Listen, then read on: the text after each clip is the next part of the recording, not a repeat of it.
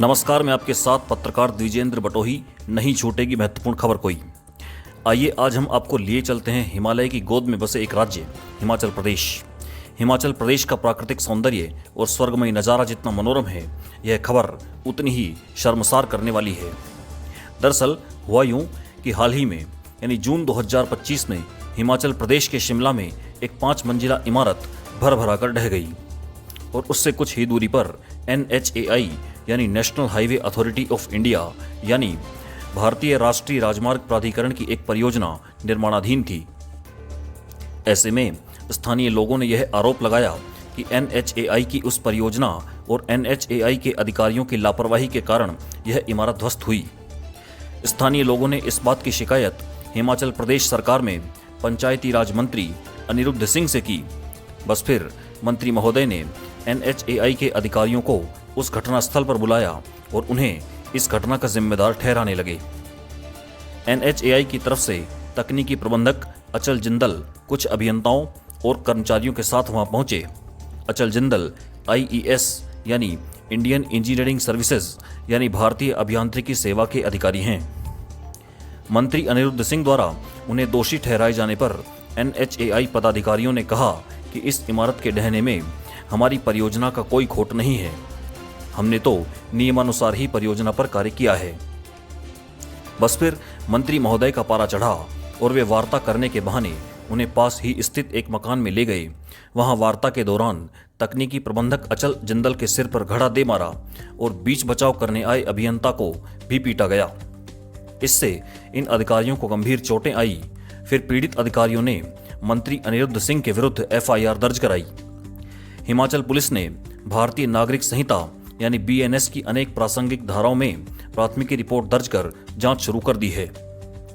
इस घटना से केंद्रीय राष्ट्रीय राजमार्ग और परिवहन मंत्री श्री नितिन गडकरी काफी गुस्से में दिखे, क्योंकि NHAI केंद्र सरकार के राष्ट्रीय राजमार्ग और परिवहन मंत्रालय के तहत आने वाला एक निकाय है और उनके अधिकारियों के विरुद्ध इस प्रकार की हिंसा केंद्रीय मंत्री नितिन गडकरी को कतई रास नहीं आई।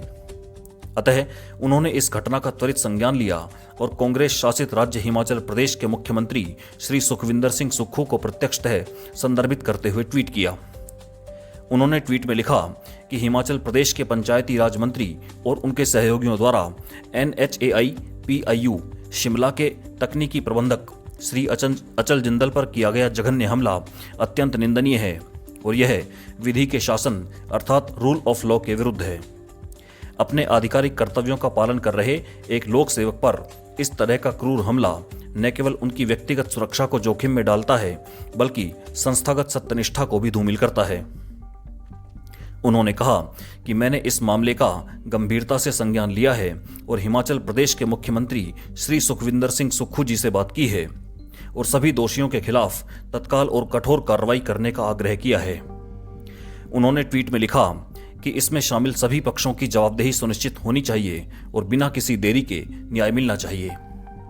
इसके अलावा NHAI के अध्यक्ष संतोष कुमार यादव ने भी हिमाचल प्रदेश के मुख्य सचिव को पत्र लिखा और इसमें उन्होंने कहा कि इस तरह की घटना से NHAI कर्मचारियों का मनोबल गिरेगा और हिमाचल प्रदेश में 23,000 करोड़ रुपए की लागत से निर्माणाधीन 17 राष्ट्रीय राजमार्ग परियोजनाओं का कार्य भी दुष्प्रभावित होगा।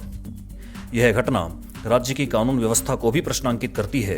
इस पत्र में कहा गया कि मामले की यथाशीघ्र निष्पक्ष जांच की जाए। आश्चर्य की बात तो यह है कि हिमाचल प्रदेश सरकार के मंत्री महोदय ने स्वयं को पीड़ित बताते हुए NHAI के अधिकारियों के खिलाफ ही FIR रिपोर्ट दर्ज करा दी। तो क्या इसे सत्ता और पद के दुरुपयोग का प्रत्यक्ष उदाहरण माना जा सकता है?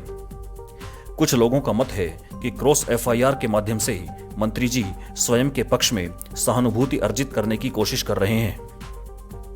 बहरहाल हमने समूचे घटनाक्रम को सिलसिलेवार ढंग से समझा, लेकिन अब हम इसके विश्लेषणात्मक पक्ष पर आते हैं। सबसे पहले तो यह कि किसी भी सरकार में मंत्री का पद एक संवैधानिक पद होता है और संवैधानिक पद पर बैठा व्यक्ति यदि इस प्रकार की मारपीट या डराने धमकाने जैसी बचकानी हरकतें करता है तो फिर उसे किसी भी रूप में स्वीकार नहीं किया जा सकता है। जब प्रदेश सरकार का मंत्री ही लोक सेवकों के साथ मारपीट जैसी घटना को अंजाम देता है तो फिर उसके मानसिक स्तर का अंदाजा भी आसानी से लगाया जा सकता है। और ऐसी मंत्री महोदय से जनता और प्रदेश के विकास की उम्मीद करना बेमानी है। विश्लेषण का दूसरा बिंदु यह है कि जब आज तक न्यूज चैनल ने इस घटना में संलिप्त हिमाचल प्रदेश सरकार के पंचायती राज मंत्री श्री अनिरुद्ध सिंह को अपना पक्ष रखने का अवसर दिया, तो मंत्री जी इस मारपीट का कोई स्पष्ट कारण नहीं दे पाए और बातों को गोल गोल घुमाते नजर आए। हालांकि उन्होंने विपक्षी दलों द्वारा की जाने वाली टिप्पणी की कोई परवाह नहीं की, लेकिन उन्होंने यह कहा कि वे केंद्रीय मंत्री श्री नितिन गडकरी से मिलकर इस घटना से संबंधित अपना पक्ष रखेंगे। अब यदि इसे विश्लेषणात्मक नजरिए से परखा जाए तो ध्यान देने की बात यह है कि जब हिमाचल प्रदेश सरकार के मंत्री अनिरुद्ध सिंह जी को केंद्रीय मंत्री नितिन गडकरी से मिलना ही था, तो वे NHAI के अधिकारियों के साथ हिंसा करने से पहले भी उनसे मुलाकात कर सकते थे और हिमाचल प्रदेश में चल रही NHAI परियोजनाओं में मौजूद विसंगतियों पर चर्चा करके उनमें सुधार कर सकते थे। यहाँ यह ध्यान देना भी महत्वपूर्ण है कि अनिरुद्ध सिंह कोई सामान्य व्यक्ति नहीं, बल्कि हिमाचल प्रदेश सरकार में कैबिनेट मंत्री हैं। अतः यदि वे राष्ट्रीय राजमार्ग और परिवहन मंत्री श्री नितिन गडकरी से मिलना चाहते तो उन्हें किसी आम आदमी की अपेक्षा आसानी से मुलाकात का अवसर मिल सकता था, लेकिन उन्होंने ऐसा नहीं किया। और जब मामला दिल्ली तक पहुंचा तो उन्होंने केंद्रीय मंत्री श्री नितिन गडकरी से मिलकर अपना पक्ष रखने की इच्छा जाहिर की। तो आखिर इसे शुद्ध लीपापोती के अलावा और क्या कहा जाए।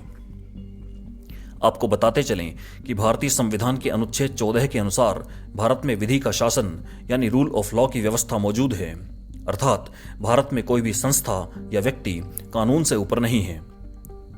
लेकिन जब संवैधानिक पद पर बैठे मंत्री महोदय ही किसी लोक सेवक को कार्य करने से बाधित करते हैं और उन्हें नियमानुसार नहीं बल्कि अपनी इच्छानुसार कार्य करने के लिए बाध्य करते हैं, तो इस बात की पोल खुलकर सामने आ जाती है कि उस प्रदेश में विधि का शासन किस हद तक लागू है।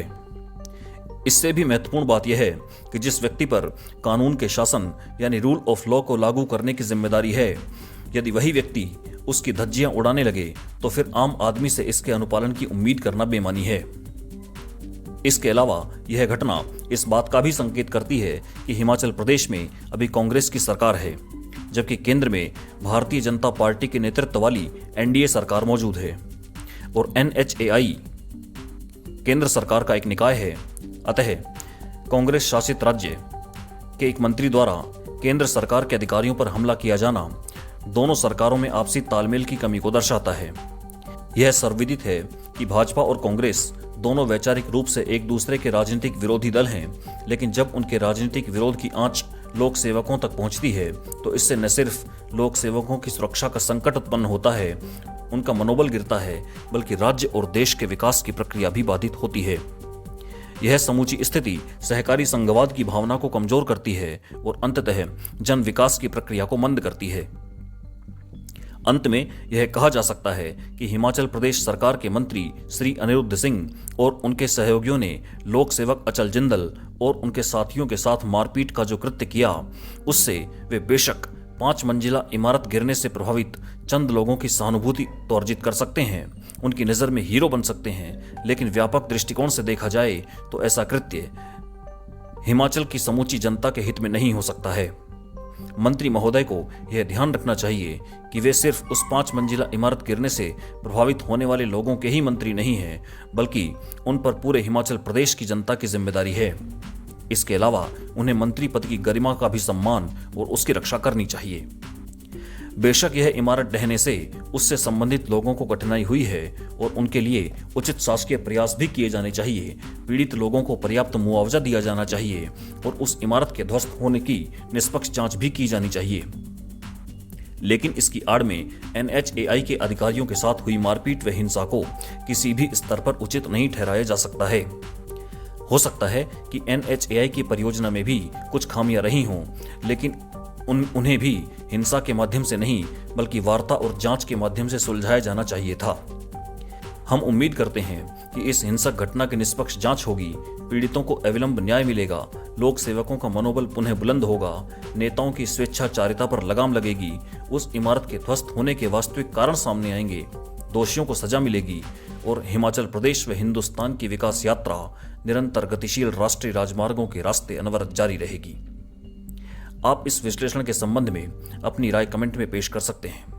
बहरहाल किसी अन्य महत्वपूर्ण खबर के साथ या इसी खबर के किसी नई अपडेट के साथ हम आपसे फिर रूबरू होंगे। तब तक के लिए नमस्कार।